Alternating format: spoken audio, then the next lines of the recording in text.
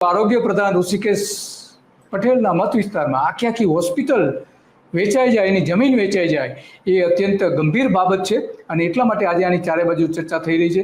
એ જે હોસ્પિટલની મૂળ વાત એ છે કે આ જે બાબત છે એ સરકારના ધ્યાનમાં ત્યારે આવી કે જ્યારે આ સર્વે નંબર 11 ઉપરનો જે બિલ્ડિંગ છે એ લગભગ 70 વર્ષથી ઉભેલું છે અને કલેક્ટરે એની પૂછપરછ કે ભાઈ જે ગ્રાન્ટ આપવાની થાય છે તો એ ગ્રાન્ટ આપવા માટેની એના કાયદેસરના કાગળિયાઓ શું છે. આજે એનું જે બિલ્ડિંગ છે, બિલ્ડિંગ જોઈ રહ્યા છે આપણે, આઈસીયુ સબ સ્ટેશન મગરોડા ગામ.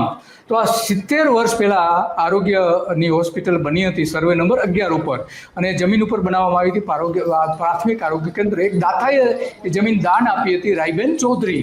એમણે 70 વર્ષ પહેલાં દાન આપ્યું હતું આ જમીનનું અને એના ઉપર દવાખાનું ઊભું થયું હતું અને સરકારે એમાં અનેક વખત 7 વખત તો રિનોવેશન ને એનું નવું બિલ્ડિંગ બનાવવાનું પણ કામ પણ કર્યું હતું. લાખો લોકોને કરોડો રૂપિયાની પાછળ ખર્ચાઈ પણ ગયા હતા.